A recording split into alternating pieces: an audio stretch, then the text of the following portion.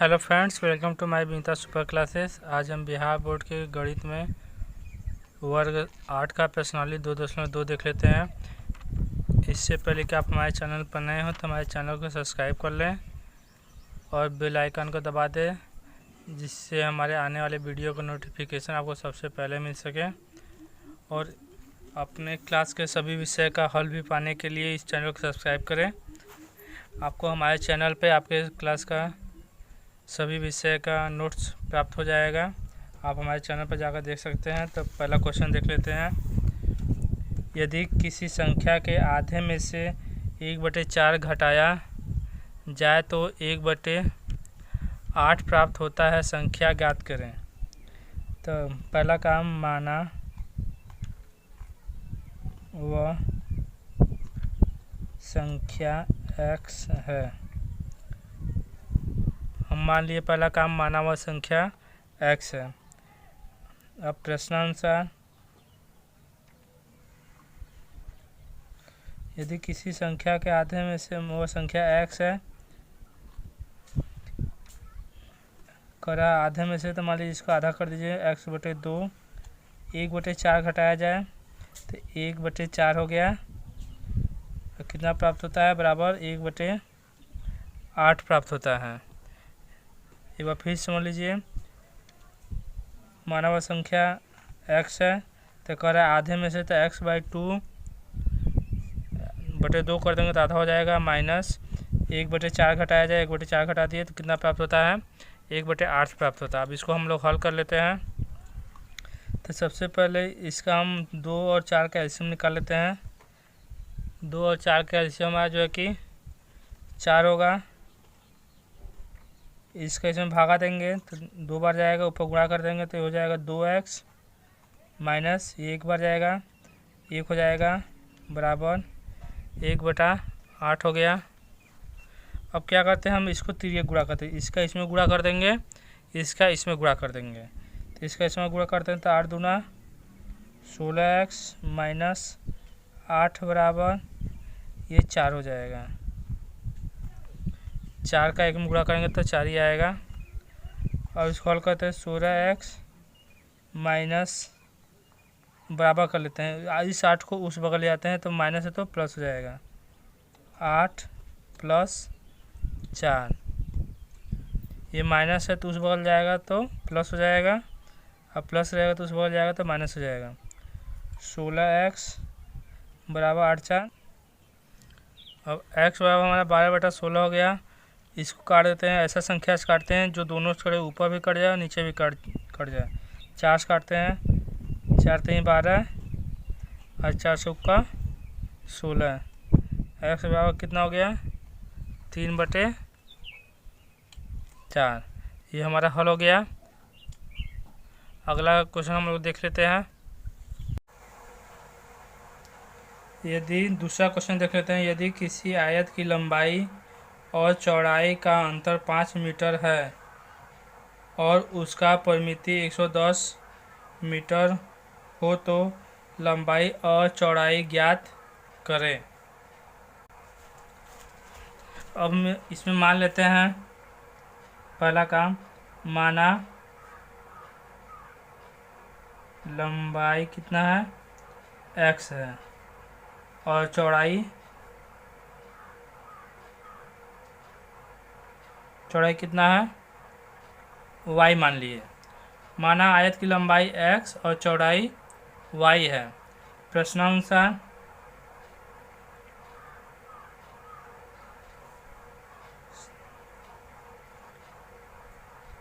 आयत की लंबाई और चौड़ाई का अंतर 5 मीटर है।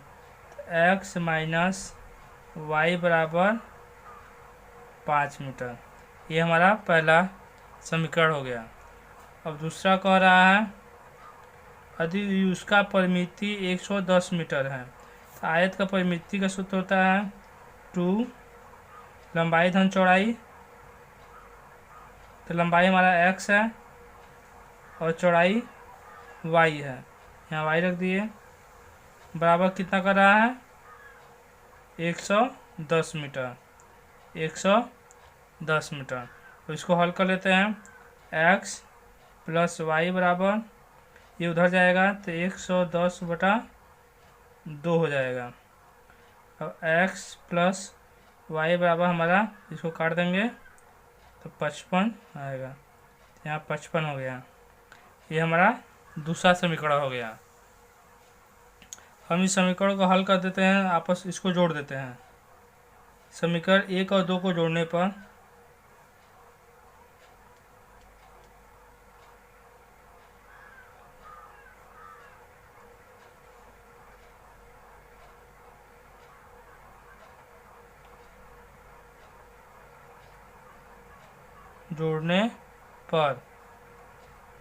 समीकरण x माइनस वाई बराबर 5, x प्लस वाई बराबर 55, इसको जोड़ते हैं तो हमारा जो है कि चिन्ह बदल जाता है। जोड़ने पर चिन्ह बदल जाता है, तो ये प्लस है तो माइनस हो जाएगा, ये भी प्लस है तो माइनस हो जाएगा, ये भी हमारा माइनस हो जाएगा। ये कट जाएगा, प्लस और माइनस का कट जाएगा, ये माइनस और माइनस जुड़ेगा तो 2y हो जाएगा। और ये नहीं कटे, इसमें से नहीं कटेगा,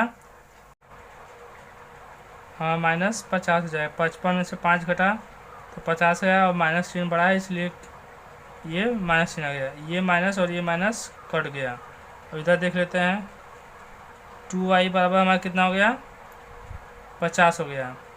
तो y बराबर 50/2, तो y बराबर कितना हो गया, 25 हो गया। अब इस y का मान समीकरण 1 में रख देते हैं या समीकरण 2 में रख देते हैं। समीकरण 1 ही में रख देते हैं y का मान। इधर देख लेते हैं,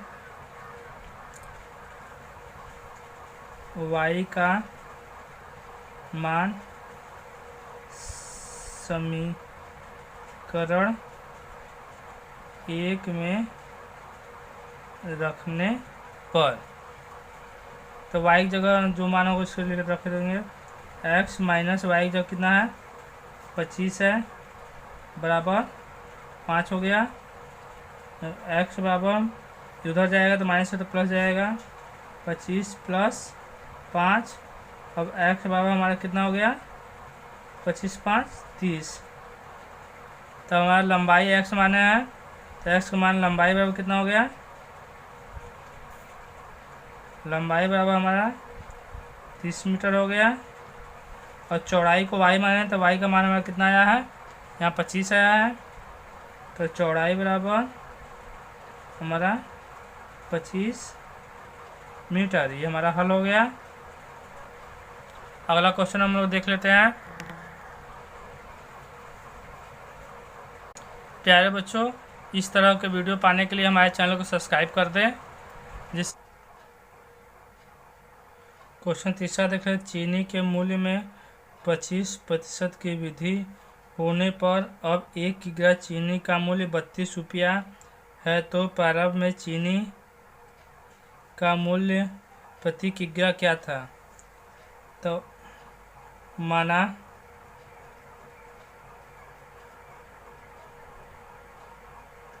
प्रारंभ में चीनी का मूल्य 100 रुपया था, और कह 25% वृद्धि होने पर कितना हो जाएगा, 125 रुपया हो जाएगा। और वर्तमान में कितना है,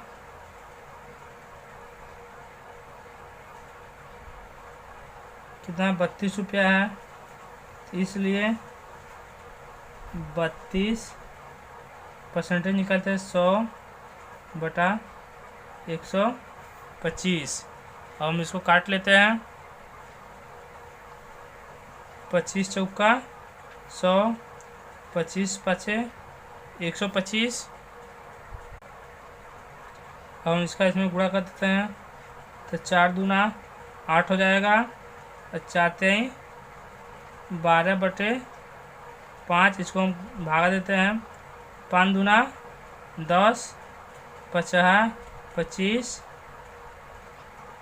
3 28, 3 बचा, 5 छके 25.6 रुपया। ये हमारा हल हो गया और आंसर भी आ गया। अगला क्वेश्चन देख लेते हैं हम लोग। इस तरह का वीडियो पाने के लिए प्यारे बच्चों हमारे चैनल को सब्सक्राइब कर लें,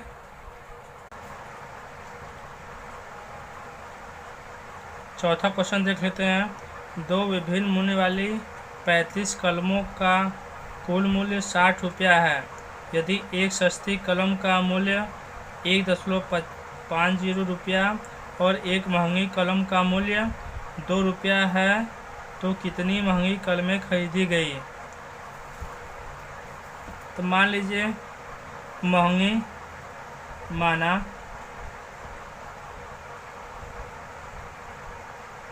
महंगी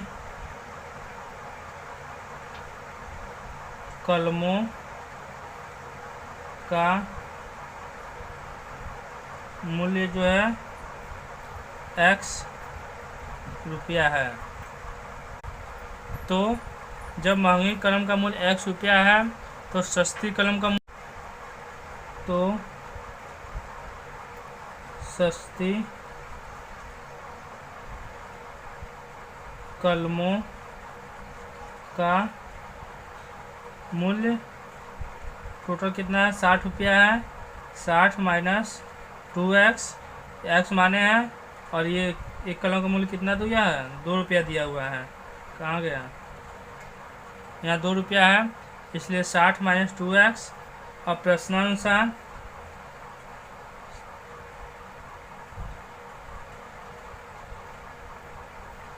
इसका मूल्य और प्लस महंगी कलम का मूल्य बराबर दोनों कितना है? 60।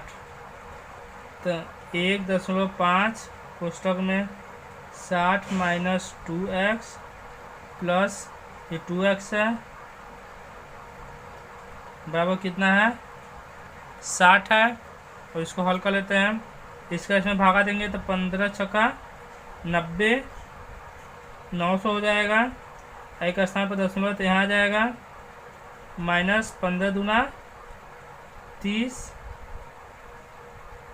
एक स्थान पर दशमलव है तो यहाँ आ गया। प्लस 2x बराबर 60 हो गया। अब ये 90 माइनस 3 प्लस 2x बराबर 60 हो गया। 90 में से हम 3 घटाएंगे, सॉरी बीच में यहाँ x छूटा हुआ है, यहाँ x लिख देते हैं, यहाँ भी x छूटा हुआ है। तब इसको 90 माइनस 3x प्लस 2x बराबर 60 हो गया। तो ये जो है कि 90 उधर ले जाते हैं, माइनस 3x प्लस 2x, 90 उधर जाएगा तो माइनस हो जाएगा। 60 माइनस 90, 3x में से 2x घट जाएगा क्योंकि ये प्लस है और ये माइनस है तो माइनस x बराबर 60 में से 90 नहीं घटेगा तो 90 में से 60 घटा दें, जो बड़ा चिन्ह लगा देंगे, ये माइनस 30 हो जाएगा। ये माइनस से ये माइनस कट गया तो हमारा x बराबर कितना हो गया? 30 हो गया। अब x बराबर 30 आ गया तब महंगी कलम का मूल्य निकाल लेते हैं। महंगी कलमों का मूल्य बराबर 30/2 क्योंकि 2 रुपया है तो हो गया 15। सस्ती कलमों का मूल्य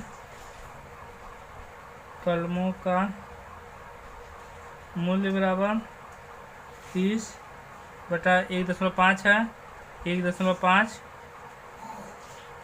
दशमलव हटा देंगे तो ऊपर 300 हो जाएगा और नीचे हमारा जो है कि 15 हो जाएगा। 15 दूना 30 और ये 20। महंगी कलम कितना है? 15 है और सस्ती कलम 20 है। अगला क्वेश्चन हम लोग देख लेते हैं।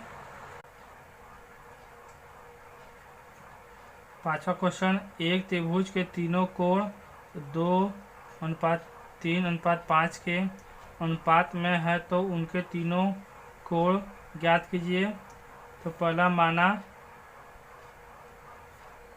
कोण x है और पहला तीनों कोण का अनुपात है तो 2x अनुपात 3x अनुपात 5x हो गया।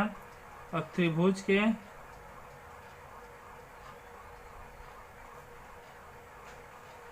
तीनों कोणों का योग बराबर 180 अंश होता है। तो 2x plus 3x plus 5x बराबर कितना हो गया? 180 अंश हो गया। और इसको आपस में जोड़ लेते हैं। 3 2 5 5 10x बराबर 180 है। 180 अंश तो x बराबर 180 बटा 10, तो x बराबर में कितना हो गया? 18 हो गया। अब मान रख देते हैं।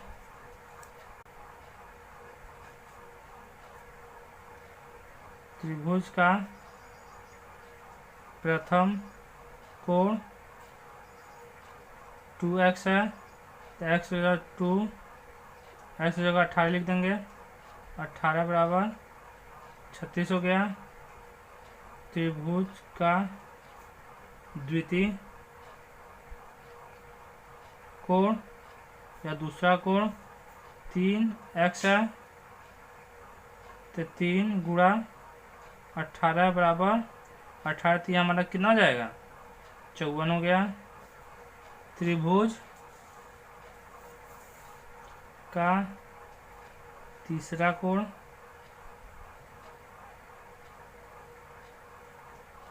कितना? 5x है और x जगह मान रख दीजिए 18। 5 गुणा 18 बराबर हमारा 90 अंश हमारा आ गया।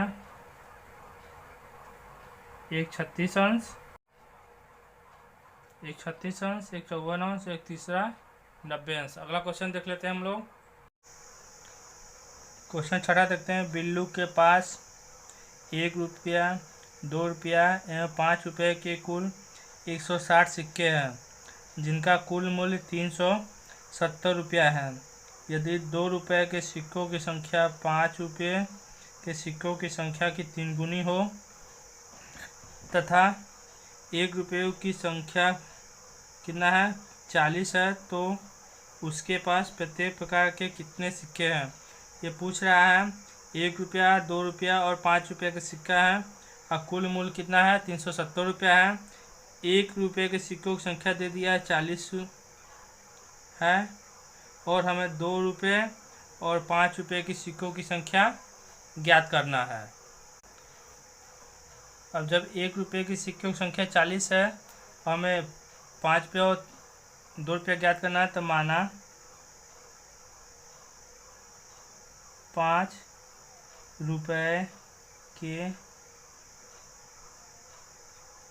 सिक्कों की संख्या x है, तो 2 रुपये के सिक्कों की संख्या 2 रुपये के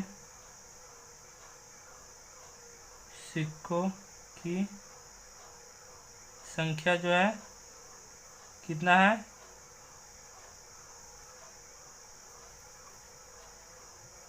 3 गुनी है। जब 2 रुपये की सिक्कों की संख्या 3 गुनी है तो हो जाएगा 3x, इसका 3 गुना हो जाएगा। अब जो है हमारा एक x हो गया, दूसरा 3x हो गया और एक 40 है। 1 रुपये के सिक्कों की संख्या कितना है? 40 है। 2 रुपये के सिक्कों की संख्या 3x है और 5 रुपये के सिक्कों की संख्या x है। टोटल कितना संख्या है? 160 है। अब इसको हम लोग हल कर लेते हैं। 40 प्लस 3x, 4x बराबर 160, 4x बराबर 40 को उस बगल ले जाते हैं तो ये प्लस है तो माइनस हो जाएगा। 160 माइनस 40, अब 160 में 40 कटेगा तो 120 आएगा। 4x बराबर 120, तो x बराबर 120/4 अच्छा 12 हमारा कितना हो गया 30 हो गया। x का मान कितना आ गया 30 आ गया। तो 5 रुपयों की सिक्कों की संख्या कितना हो गया 30 हो गया। अब इसके बाद जो है कि हमारा 5 रुपये के सिक्कों की संख्या 5 रुपये के सिक्कों की संख्या 30 हो गया। और 2 रुपये के सिक्कों की संख्या 2 रुपये के सिक्कों की संख्या हो जाएगा 3x है तो x जगह 30 रख देंगे। 3 गुणा 30 बराबर कितना हो जाएगा 90 हो जाएगा। और 1 रुपये का हमारा दे दिया है कितना है 40। 1 रुपये के सिक्कों की संख्या 40 है। अब टोटल हम लोग जोड़ देते हैं 1 रुपये का प्लस 2 रुपये का प्लस 5 रुपये का। तो हमारा जो है कि 1 रुपये का 40 है प्लस 2 रुपये का 90 है प्लस 3 रुपये का कितना है 30 है। अब हम लोग इसको जोड़ देते हैं तो हमारा जो आएगा 370। ये हमारा हल हो गया। ये पूछ भी रहा है कितना कुल मूल्य 370 रुपया है हिसाब में। ये 370 रुपया और हमारा जो है कि 370 रुपया आ भी गया। अगला क्वेश्चन देखते हैं हम लोग। 7वां क्वेश्चन देते हैं पिता ने अपने 3 संतानों के बीच अपनी संपत्ति का बंटवारा 1:2:3 के अनुपात में करता है और अपने लिए 1 लाख रुपए रखता है। यदि उसकी कुल संपत्ति 2.5 लाख रुपए की है तो प्रत्येक संतान को हिस्से के रूप में क्या मिला। तो कह रहा है कि 1:2:3 में बांट रहा प्रत्येक संतान को। अब कुल संपत्ति कितना है 2.5 लाख है और 1 लाख रुपया अपने पास ही रख लेता है। तो बचा संपत्ति कितना है बचा संपत्ति जो बंटवारा करना है तो 2.5 लाख है।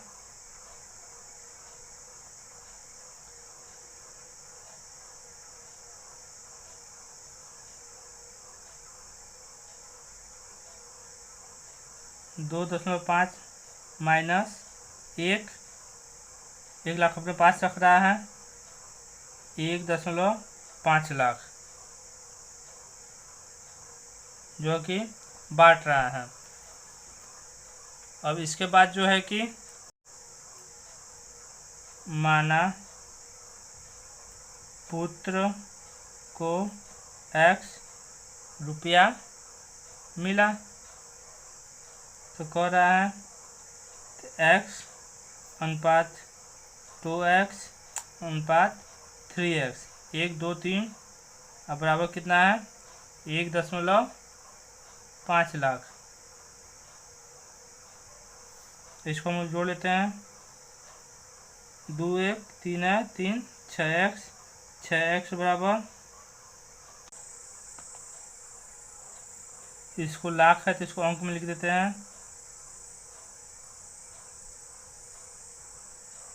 इकाई दहाई सैकड़ा हजार 10,000 लाख ये हो गया 1.5 लाख। और उसको काट देते हैं x बराबर 1.5 लाख बटा 6 और इसको भागा दे देते हैं 6 कम 6 दूना 12 कितना बचा 3 बचा 6 5 30 और जो हमारा ये जीरो कट गया 3 जीरो बचा हुआ है। अब x के बराबर कितना हो गया हमारा 25,000 रुपया। तब मान रख देते हैं एक का तो 25 रुपया मिला है और दूसरे को जो है यहाँ दूसरे को 2x 2 गुणा 25,000 तो हमारा कितना हो गया 50,000 हो गया। और तीसरे को 3x तो 3 गुणा 25,000 तो 25,75 हो गया। 25,75 हो गया। एक बार फिर से देख लेते हैं, वीडियो में थोड़ा प्रॉब्लम आ गया। दूसरे को दिया 2x अनुपात में है तो 2 गुणा 25 गुणा 50,000 हो गया। तीसरा का 3x अनुपात में 3 गुणा 25,000 तो 75,000। तो पहले को कितना मिला 25,000 मिला और दूसरे को कितना मिला 50,000 मिला और तीसरे को हमारा 75,000 मिला। ये हल हो गया। अब अगला क्वेश्चन देख लेते हैं हम लोग। 8वां क्वेश्चन, 11 के लगातार 3 गुर्जों का योग 231 है तो उन्हें ज्ञात की। माना 11 का पहला गुणज x है तो जो है कि दूसरा गुणज क्या होगा, दूसरा गुणज x + 1 होगा और तीसरा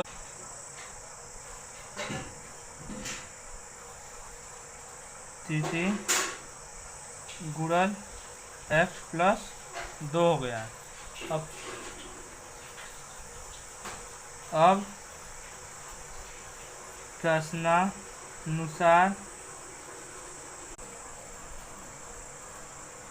पहला गुणज 11 + x हो गया प्लस दूसरा गुणज 11 x + 1 हो गया प्लस तीसरा गुणज 11 x + 2 हो गया बराबर कितना है 231। अब इसको हम लोग हल कर लेते हैं तो ये 11x हो जाएगा प्लस 11x + 11 हो जाएगा। 11x + 11 दूना 22 हो जाएगा बराबर 231 हो जाएगा। अब 11x 11 तियाँ 33x बराबर इधर बचा हुआ है 11x और 22, ये भी कितना हो जाएगा 33 हो जाएगा। तो 221 माइनस 33 हो गया। 33x बराबर 198। अब x बराबर 198/33, इसको काटेंगे तो ये 6 बार में कट गया। x का मान कितना आ गया 6 आ गया। अब मान रख देते हैं, पहला गुणज 11 + x है गुणा x है तो x का मान 6 है तो 11 गुणा 6 बराबर जो है कि 66 हो गया। अगला देखते हैं और दूसरा गुणज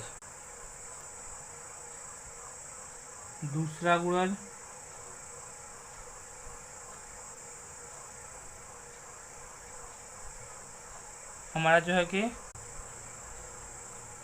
11x + 1 है तो 11x जगह 6 लिख देते हैं। 11 6 1 7 हो जाएगा गुणा 7 तो 11 7 हमारा 77 हो गया। तीसरा गुणज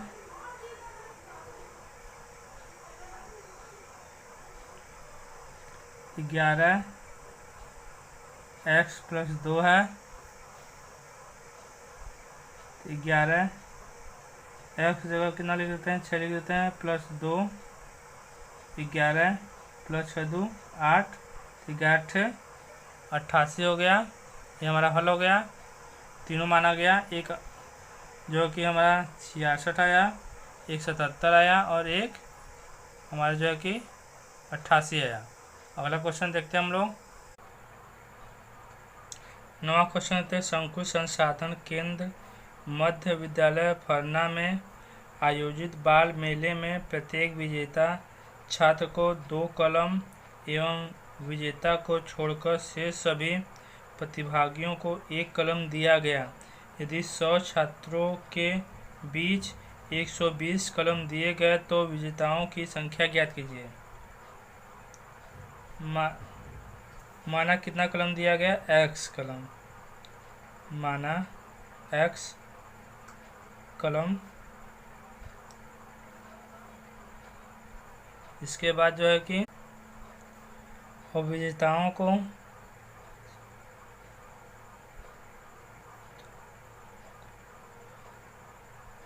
कलमें जो है कि 2x हो गया और दूसरे विद्यार्थी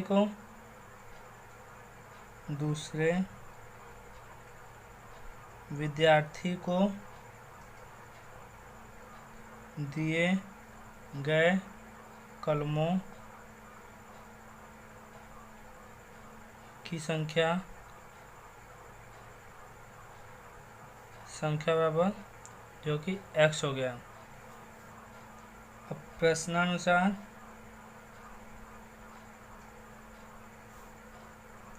दोनों को जोड़कर जो है कि 120 कलम दिए गए, तो x प्लस 2x बराबर 120 कलम दिया गया है।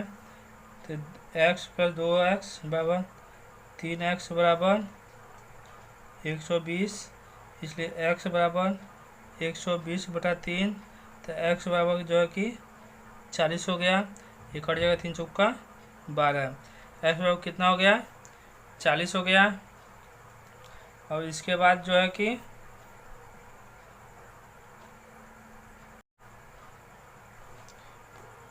विजेताओं की संख्या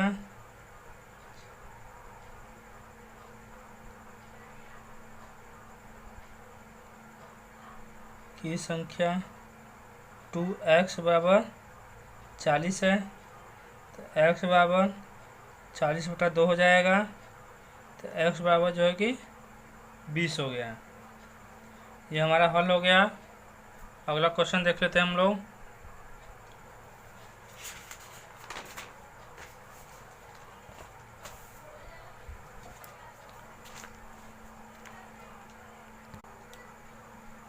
दसवां और लास्ट क्वेश्चन देख लेते हैं।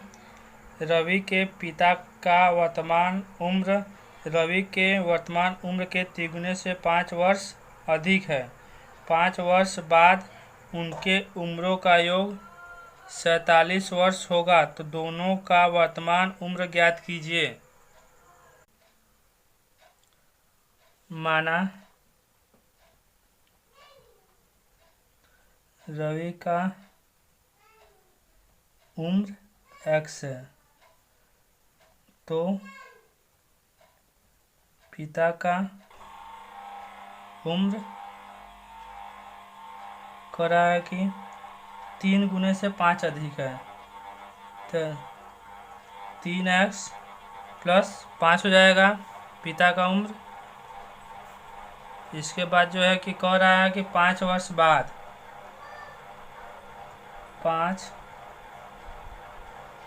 वर्ष बाद पिता और पुत्र का आयु का योग कितना है? पिता और पुत्र के आयु का योग कितना है? 47 वर्ष है।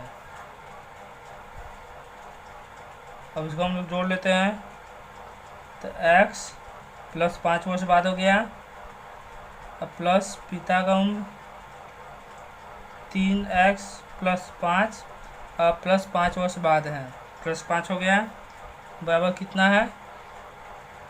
47 है। अब इसको हम लोग हल कर लेते हैं। x एक जगह लिख लेते हैं, x plus 3x plus 5 plus 5 plus 5 बराबर 47 हो गया। तो 3 4x प्लस 15 बराबर हमारा 47 हो गया। तो 4x बराबर 15 उछट जाएगा तो घट जाएगा 47 माइनस 15। तो 4x बराबर 7